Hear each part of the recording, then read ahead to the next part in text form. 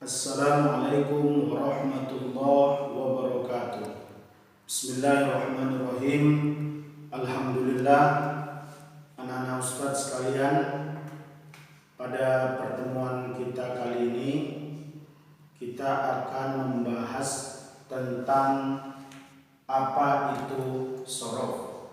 Karena memang ini baru pertemuan pertama kali, maka kita akan membahasnya secara perlahan-lahan. Baik, apa itu sebenarnya sorok? Jadi sorok itu bisa kita artikan menjadi dua. Kita lihat dari sudut pandang bahasanya, dari arti sorok itu sendiri. Kemudian nanti kita akan mempelajarinya sorok itu apa menurut istilah. Nah, sorok menurut bahasa itu adalah berubah atau merubah. Itu arti dasar dari sorok. Apa yang dirubah? Merubah atau berubah dari bentuk asal kepada bentuk yang lain. Itulah yang dinamakan dengan sorok.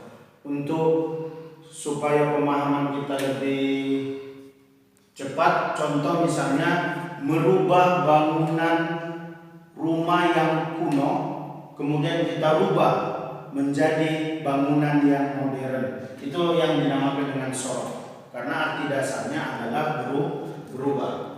Kemudian secara istilah, sorok itu adalah merubah satu bentuk asal yang berupa fi'il madhi, kemudian kita rubah menjadi fi'il mudhari, menjadi isim masdar, menjadi isim fa'il, menjadi fi'il amar, isim maf'ul, fi'il nahi, isim makan, isim zaman, sampai isim alat. Itulah yang dinamakan atau yang dimaksud dengan sorok menurut istilah. Nah, untuk apa kita mempelajari sorok itu? Karena dalam percakapan bahasa Arab atau membaca kitab-kitab kuning, khususnya di madrasah kita ini, sorok itu memang sangat dibutuhkan. Nah, jadi perlu juga Ustaz sampaikan, untuk mempelajari ilmu sorok itu nanti kita dapat mempelajarinya di kitab tasrif, ya. Jadi kitab ini bisa diperoleh atau bisa kita beli di madrasah kita ataupun di toko-toko kitab yang ada di luar dari madrasah kita ini. Bisa di Sinar Ilmu atau di Sumber Ilmu atau di toko-toko yang lain yang menyediakan kitab-kitab kuning khususnya. Baik, jadi sorok itu penting untuk dipelajari. Untuk apa? Untuk kita mengetahui arti dari sebuah kalimat. Karena memang ketika sudah berubah kalimat tersebut dari satu bentuk kepada bentuk yang lain, maka itulah yang dinamakan dengan sorok.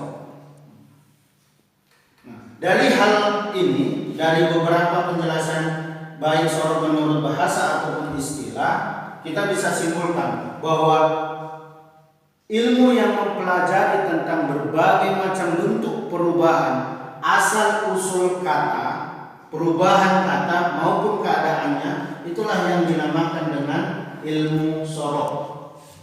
Jadi sorok itu pelajarannya, ilmu itu teknik untuk mempelajarinya. Sampai sini saudara bisa paham. Kemudian perubahan satu bentuk kepada bentuk yang lain di dalam ilmu sorok itu disebut dengan sigot. Sigot ini artinya adalah bentuk. Jadi satu bentuk, misalnya fi'il madhi kepada fi'il mudhari, isim masdar dan seterusnya, itulah yang dinamakan dengan sigot. Kemudian apa sih bedanya ilmu sorok dengan ilmu nahwu? Kalau ilmu sorok itu mempelajari tentang bentuk kalimat agar kita bisa membaca kitab-kitab yang ada di madrasah kita ini khususnya, yaitu kitab-kitab gundul atau kitab kuning. Kalau nahwu itu untuk mempelajari bagaimana baris dari sebuah kalimat tersebut, yang sudah terbentuk dari ilmu sorof. Jadi ilmu nahwu dan ilmu sorof itu tidak bisa dipisahkan. Nah, kemudian dari mana kita tahu perubahan-perubahan itu nanti? Ada namanya dalam sorof itu namanya tasrif. Seperti nama kitab kita itu namanya adalah kitab tasrif. Artinya kitab tentang perubahan. Nah, tasrif itu nanti akan terbagi dua, yaitu tasrif lugawi dan tasrif istilahi. Nah, dari penjelasan Ustaz yang sudah Ustaz jelaskan tadi, Ustaz harap ini bisa disimpulkan di rumah. Nanti bisa juga dibaca-baca kitab ini. Di situ ada pengertian sorof dan apa pengertian itu ilmu sorof di halaman 2. Jadi untuk pertemuan kita kali ini sampai di sini dulu.